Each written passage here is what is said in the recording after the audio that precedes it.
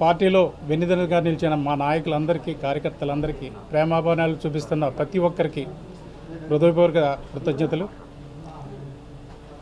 ఈ ఎమ్మెల్సీ బాధ్యత నా మీద మరింత బరువు బాధ్యతలను పెంచింది.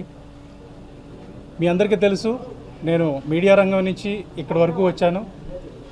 ఆంధ్రప్రదేశ్లో కానీ ఇతర ప్రాంతాల్లో కానీ ఎటువంటి సమస్యలు ఉన్నాయి, ప్రజలు ఎటువంటి ప్రాబ్లమ్స్ ఎదుర్కొంటున్నారనేది నాకు ఎంతో కొంత అవగాహన ఉంది. పాత్రికేయుడిగా పరోక్షంగా ఆ సమస్యల పరిష్కారం చేయడానికి ఇన్నాళ్ళు కృషి చేశాను. ఇప్పుడు ప్రత్యక్షంగా సేవ చేయడానికి ఇది ఒక అవకాశంగా భావిస్తున్నాను. నా వంతు ప్రజలకి మేలు చేయడానికి శక్తి వంచన లేకుండా నా ప్రయత్నం నేను జరుపుతాను. అదేవిధంగా జనసేన పార్టీ పురోభివృద్ధికి ప్రతి ఒక్క కార్యకర్తను పార్టీని రీచ్ అవుట్ చేయడానికి నా వంతుకు నేను కృషి చేస్తాను.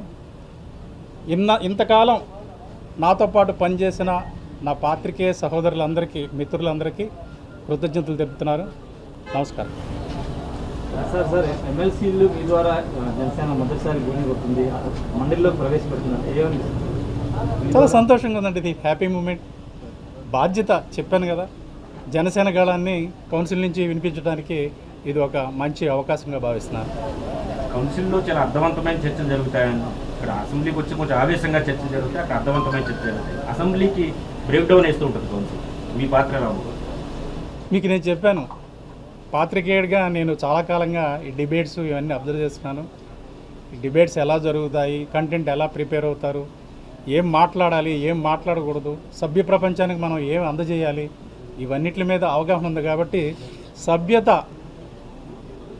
అసభ్యత తావు లేకుండా ఒక సంస్కారవంతమైన డిబేట్స్ జరిగే విధంగా నా వంతు ప్రయత్నం నేను చేస్తాను. Okay, thank you.